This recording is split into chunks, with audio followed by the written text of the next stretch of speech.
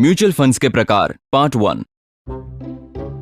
चलिए मान लेते हैं कि आपको मुंबई से न्यू दिल्ली जाना है। सफर लंबा है, इसलिए वहां तक जाने के लिए आपका ट्रैवल एजेंट आपके सामने 3 तरह के साधनों का चुनाव रखता है और हर साधन का रूट, सफर का समय और उसके फायदे नुकसान सब कुछ बता देता है।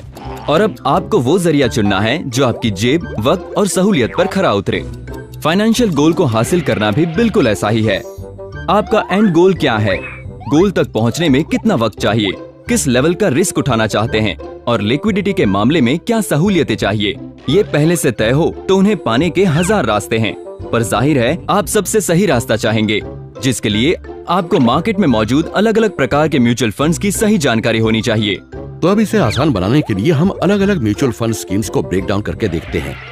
अगर इन्वेस्टर की सबसे बड़ी चिंता लिक्विडिटी की है, तो अच्छा होगा कि वो म्यूचुअल फंड्स की 2 ब्रॉड कैटेगरीज में से किसी एक पर विचार करे, ओपन एंडेड और क्लोज एंडेड।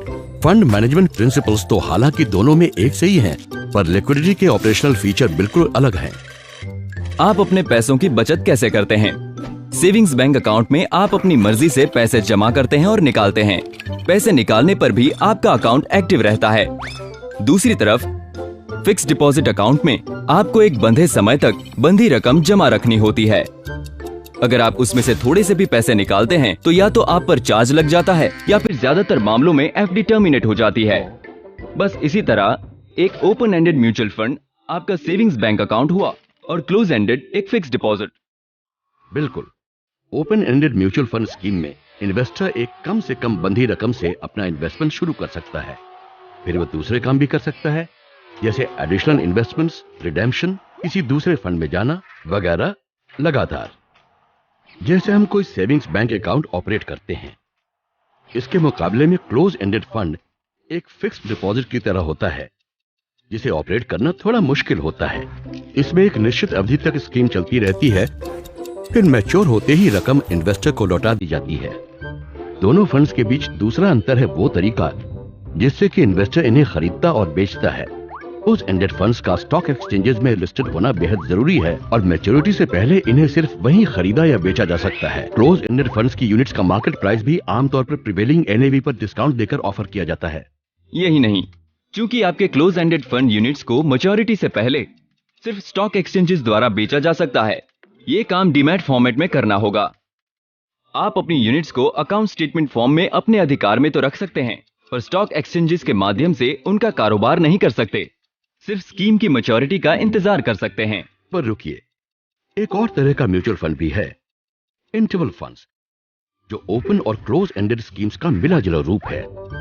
पहले से तय किए गए इंटरवल्स में इन फंड्स में इन्वेस्टमेंट या रिडेम्पशन भी किया जा सकता है और 2 इंटरवल्स के बीच स्टॉक एक्सचेंजेस में इनकी ट्रेडिंग भी की जा सकती है। जिस तरह आप सफर के लिए जाहिर तौर पर वही साधन चुनेंगे जिसमें आपको ज्यादा सहूलियतें मिले, उसी तरह तीनों म्यूचुअल फंड्स में से आप वो चुन सकते हैं जो लिक्विडिटी के आधार पर आपके ऑब्जेक्टिव पूरे करता हो।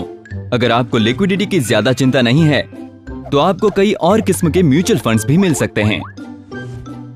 कुछ लोग टाइप ऑफ एसेट्स के हिसाब से इन्वेस्ट करते हैं, जैसे डेट या फिक्स्ड इनकम फंड्स जो फिक्स्ड इनकम सिक्योरिटीज में इन्वेस्ट करते हैं, जैसे treasury bills, government securities, bonds, securitized debt. फिर इक्विटी फंड्स भी हैं जो बड़े पैमाने पर इक्विटी शेयर्स या कंपनीज और इक्विटी रिलेटेड इन्वेस्टमेंट्स में इन्वेस्ट करते हैं। और फिर आते हैं हाइब्रिड फंड्स जो डेट और इक्विटी का मेल है। इन सभी फंड टाइप्स के ऑप्शंस को विस्तार से समझाने के लिए हमने अलग से वीडियोस बनाए हैं।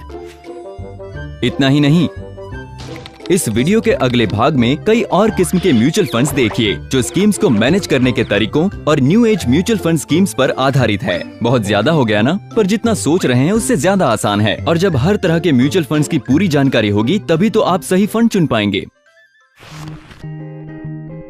आशा है आपको वीडियो पसंद आया होगा। देखते रहिए और हम इन्वेस्टिंग कॉन्सेप्ट समझने में आपकी पूरी मदद करेंगे। आप चाहे तो अपनी प्रतिक्रिया हमें editor@templeton.com पर भेज सकते हैं। Mutual fund investments are subject to market risks. Read all scheme-related documents carefully.